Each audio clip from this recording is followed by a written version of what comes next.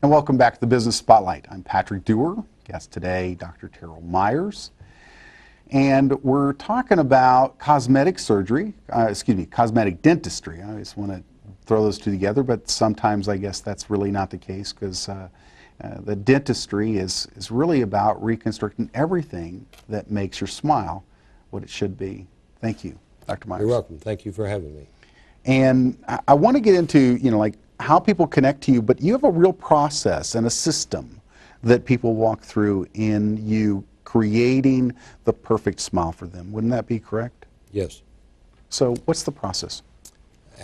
As we have them in for a complete examination, we take records and models, and then through their health history, I find out, I usually say, on a scale of 1 to 10, if 10 were ideal, where would you put your smile? And then I ask, where would you like for it to be? 11 to 15, right? On a scale from 1 to 10. Right. And so from that, we take their models, and I will send it to a laboratory, and they do what we call a diagnostic wax-up.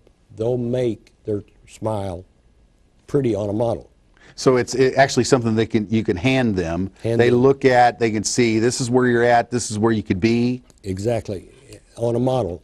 And then if they like that, then we prepare the teeth, and we will make temporary crowns from that model.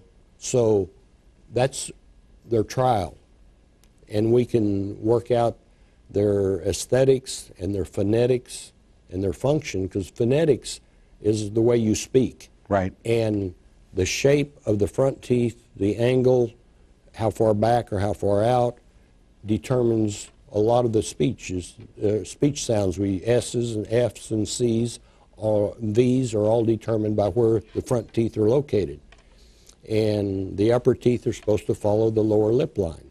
And so those are things we look at, and that gives them a chance to actually wear the crowns, and then we can make any adjustments because it's out of plastic.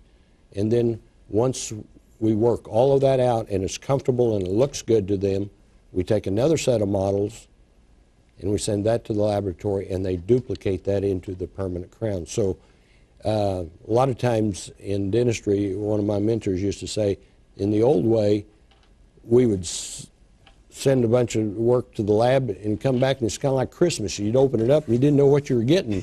And sometimes they liked it and sometimes they didn't. So this way we can actually work it out, and they can make any changes, and they know once we get to that point that that's what the permanents are going to look like, and they're going to like it. Have you seen anybody literally get that first set on and almost faint from the difference? Yeah. I've had one patient that just really could not smile, and we went through this process, and even with the temporaries, it was just, wow, that's what I've always wanted. But when we changed it to the permanents, because the plastic and porcelain is a whole different, the light reflects better, and I mean, she just got tears in her eyes. Just, wow. It's just. She smiled more after that? Oh, could not wipe the smile off her face. You could let her thaw out from the happy gas all you wanted. Its smile was still going to be plastered on there. It was good. That is awesome. And I bet you've done that, well, several times, haven't you? Several times. It's the real difference, and I hear it in everything you're saying, is that one, you care. Yeah. 2, you treat them like family. 3, you spend the time to create a plan and a system, and then you work with them to implement it. Several years ago, we were talking with one of my patients, and he said, I've spent more money on my teeth than I ever thought I would ever spend on just about anything. And he said, it wasn't until we finished that I understood what you just went through. The time that you took, the care that you took. He says, you're actually underpaid for the hours you spent with me. And that's often the case I get, is people will say, you know, didn't understand the fee until afterwards of what you do. All I can say is, I understand. Most people don't understand the value of video until after they get, Yeah. you know, 1,000 links or something back to them. Yeah. But, you know, yeah, I get that. I get that. In going forward, do you see any real significant changes coming in the industry?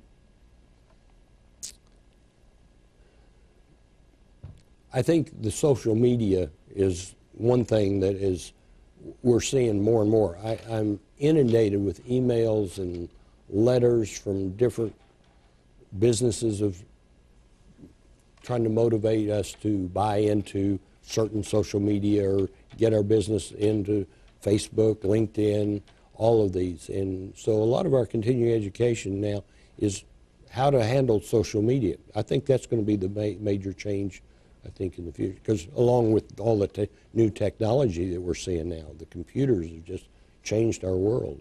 Well, it's the old styles of marketing have really fallen away. Whether it was, you know, I hate to use, you know, the Yellow Pages or some of these other media.